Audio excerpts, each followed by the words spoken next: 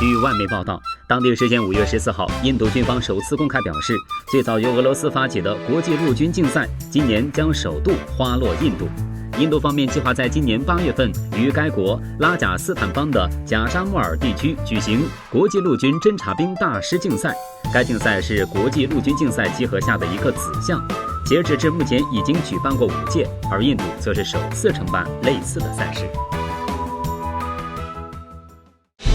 该竞赛可以称得上是除美国及其盟友之外，世界范围内规格最高、影响力最大的综合性国际军事竞赛。因此，国际陆军竞赛也获得了个军事界的奥运会的别称。能够承办如此重要的国际性军事竞赛，对于提高与增强组织方的国际影响力和军事软实力是有着许多好处的。因此，首次承办国际陆军侦察兵大师竞赛的印度对此便表现得尤为积极。尽管现在距离赛事开幕还有近3个月时间，印度军方却已经迫不及待地邀请了届时将参与赛事的多国军方代表前往贾沙穆尔一探究竟。值得一提的是，拜此次前往贾沙穆尔地区踩点的机会所赐，我军战士破天荒地难得坐上了一回印度陆军现役的北极星轻型通用直升机。这也是我军战士首次乘坐印军现役的国产军用直升机。也许是2位解放军战士的腼腆一笑给对方造成了一些误解，以至于有一部分印度网民在看过这篇照片之后，居然激动地在外媒相关资讯的评论区下面留下了这样的回复：千万别对我们的直升机动什么逆向工程的心思，享受乘坐的过程就好。从未见过有如此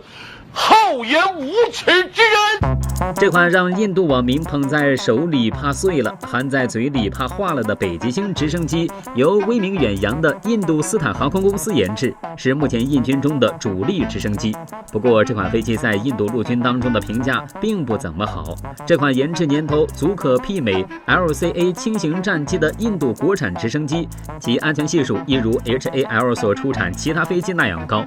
印度陆军自装备北极星以来，衰竭的阴霾便一直如影随形。2010年2月，北极星在印度航展上因发动机问题坠毁。2011年4月，北极星摔毁在锡金，4名机组成员死亡。2015年2月份，北极星在印控克什米尔地区失事，事故造成2名机组成员死亡。2017年9月，北极星在东拉达克地区坠毁，事故险些折损掉印度陆军2名将军。所以，印度网民实在是多虑了。尽管中国直升机工业也还处在追赶阶段，还需要多多学习国外的先进经验，但我们不会饥不择食到用自己士兵的生命开玩笑。北极星这么亲切的宝贝，印度军方还是留着自己使唤就好。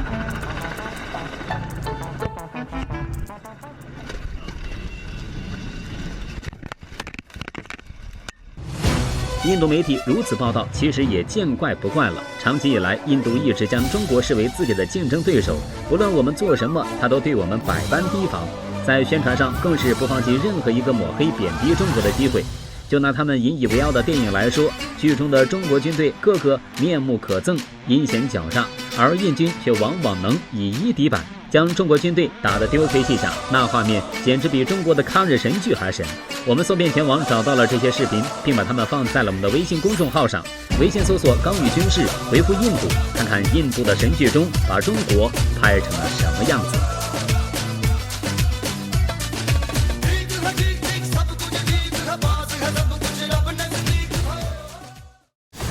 态度鲜明，解析世界军情要闻，奇葩搞笑，笑谈各路战地奇遇。欢迎关注我们的微信公众号“刚语军事”，深度有趣的军事内容，只为您呈现。